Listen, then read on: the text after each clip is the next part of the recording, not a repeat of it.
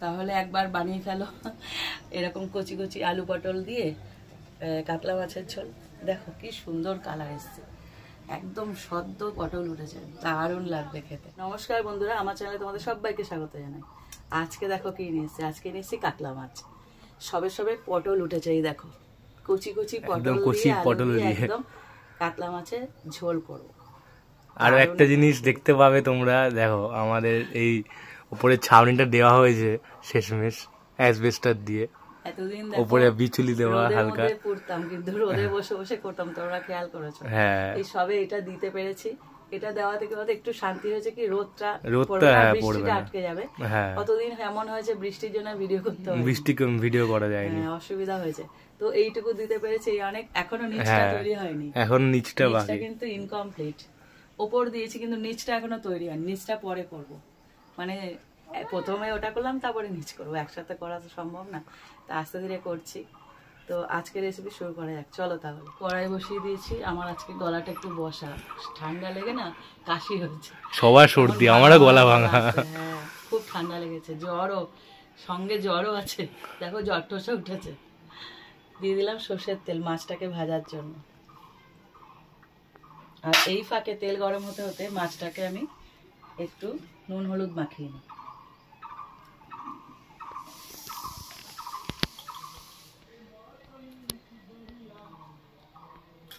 ভালো করে নুন হলুদ মাখিয়ে নিই। ওদিকে তেল গরম হয়ে গেছে, তেলটা পুরোপুরি গরম হয়ে গেছে।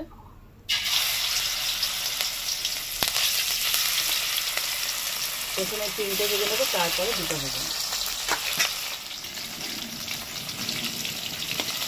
মাছ ভাজা হতে হতে আমি ওদিকে মশলাটা করে নিই। এখানে 1 টুকরো আদা নিয়েছি, আর কাঁচা পাকা লঙ্কা নিয়েছি 4 থেকে 5টা, দুটো মিশিয়ে নিয়েছি, দুটোই কাঁচা লঙ্কা, দেখতে লাল। আর নিয়েছি এখানে মিডিয়াম সাইজের 2খানা পেঁয়াজ কুচানো। এগুলো সব একসাথে বেটে নেব।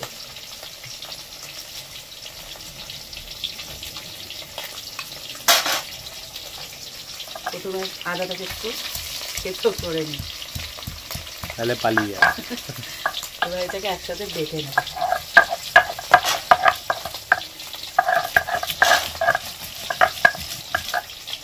দেখো মাছগুলো পুরোপুরি ভেজে নিয়েছি ভালো করে, এবার তুলে নিচ্ছি। আর পরে যে মাছ দুটো ছিল ওই দুটো এবার ভেজে নেব।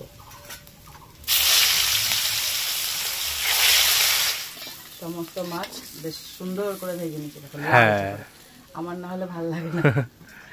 এবার মাছ করা না হলে ভালো লাগে। আবার পটলটাকে হালকা করে ভেজে নেব, এই তেলের মধ্যে ভেজে নেব, একদম কচি কচি পটল একদম। এই সময় তো পটল খেয়ে মজা, রান্না হয়ে গেলে ভালো লাগে না। প্রথমে পটলটাকে একটু হালকা করে ভেজে তুলে নেব। আমার ওদিকে এখনো মশলা বাটা কমপ্লিট হয়নি, চলছে। আজকে না আমি একটু স্লো হয়ে গেছি, শরীরটা ভালো না তো, অত ফাস্ট কাজ করছি না, আস্তে আস্তে করছি। এগুলি করতে করতে মশলাটা বাড়ছি। দুর্বল হয়ে পড়েছে আজকে। এই সময় অসময়ে জ্বর তো, সিজন মুক্ত, শরীর খুব উইক করে দিচ্ছে। দেখো পটলগুলোকে সুন্দর করে লাল করে ভেজে নিয়েছি, এবার এগুলোকে তুলে নেব। এই তেলের মধ্যে আলুগুলোকে ভালো করে ভেজে নেব, লালচে করে, নাকি? হ্যাঁ, তবেই তো ভালো লাগবে। হ্যাঁ, কচি পটল তো, মানে এরকম হালকা লাল করলেই হবে, বেশি লাল করার দরকার হয় না, একটু হালকা করে ভেজে নেওয়া আর কি। আর একটু তেল দিতে হবে। এবার আলুগুলোকে ভেজে নেব। আলুগুলো এরকম পটলের মতো পাতলা পাতলা করে কেটে নিয়েছি। এটাকেও ভালো করে ভেজে নেব। দেখো আলুগুলোকে খুব ভালো করে ভেজে নিয়েছি, এবার তুলে নিলাম। ভেজে ভেজে তেলটার কি অবস্থা হয়ে গেছে। হ্যাঁ, ভাজতে ভাজতে কড়াইতে একটু তেল দিয়ে দিলাম, আগের তেল চলে গেছে বাইরে, তেলটা একদম নষ্ট হয়ে গেছে, ওই তেলে খাওয়া যায় না, পুরো পুড়ে গেছে। এবার ওই তেলের মধ্যে দিয়েছি 5 ফোড়ন, হালকা করে ভেজে নিয়ে এর মধ্যে যে পেঁয়াজ আদা কাঁচা লঙ্কা সব বেটেছিলাম ওই মশলাটা দিয়ে দেবো।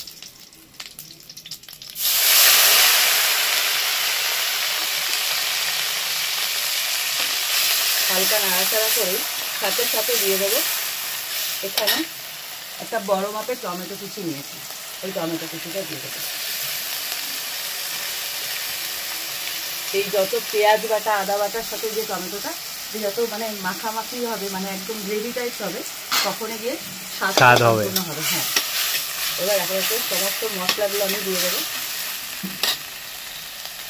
প্রথমে দিয়ে দিচ্ছি লবণ, আর লবণ দেওয়ার সাথে সাথে না এটা মজে যাবে, তার জন্য প্রথমে লবণটা একটু। আর এটা যেহেতু ঝোল হবে, এটা তো মাখা মাখা হবে না, সেই অনুযায়ী লবণটা দিতে হবে।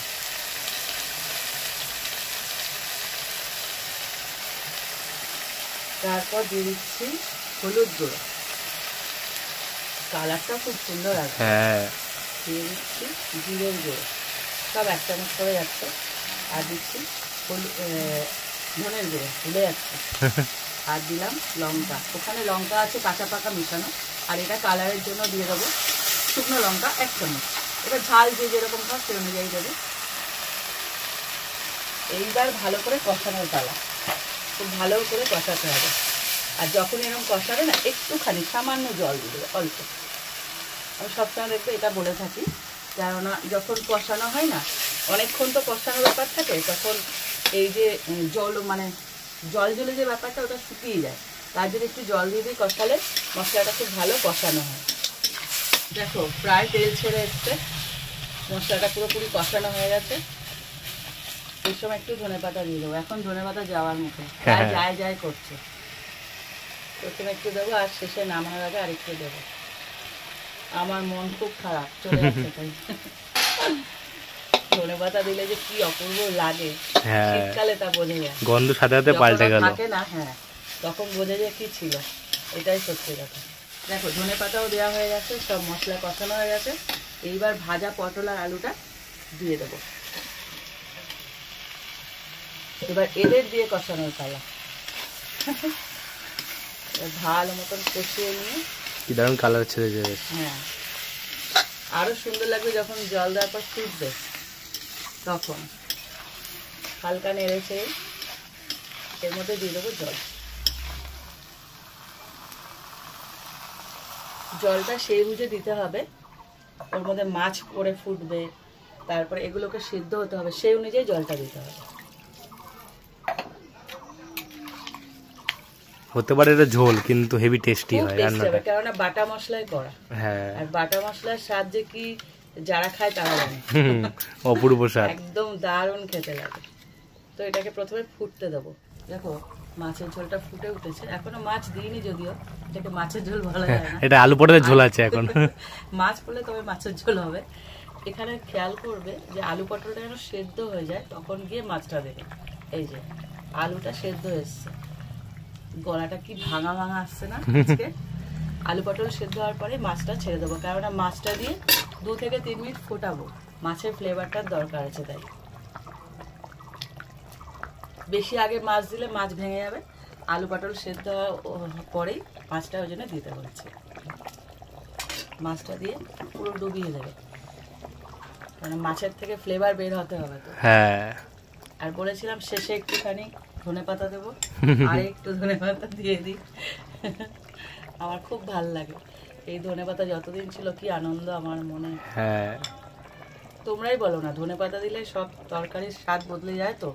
অবশ্যই এখন বদলে। তো ধনেপাতা ছাড়া করতে হবে, আর কি করার, কিছু করার নেই। দেখো তৈরি হয়ে গেল আলু পটল দিয়ে কাতলা মাছের ঝোল, কি সুন্দর কালার এসেছে। হ্যাঁ, আর সবে সবে পটল উঠছে তো, এই সময় একদম কচি পটল দিয়ে বানিয়ে ফেলো, আর গরম গরম ভাতে 1 টুকরো লেবু দিয়ে খেয়ে না। আমি যখন কথা বলি দেখবে 1 টুকরো লেবু ঠিক থাকে, কারণ আমি না খুব ভালোবাসি লেবু খেতে, তাই তোমাদেরকে বলি। গরম গরম ধোয়া ওরা ভাত হবে, আর এরকম একদম কচি কচি পটল দিয়ে কাতলা মাছের ঝোল হবে, আর কিচ্ছু লাগবে না। বাঙালি মাছে ভাতে বাঙালি। তো ট্রাই করে আমাকে কমেন্ট করো কেমন লাগলো আমার কাতলা মাছের ঝোল, আর ভালো লাগলে লাইক করো। আর আজকে আমার গলা বসে গেছে, তার জন্য ক্ষমা চাইছি, ঠান্ডা লেগে গেছে। আর এরকম আরো রেসিপি পেতে আমার চ্যানেলটা সাবস্ক্রাইব করে দিও। তো আজকের মতন টাটা।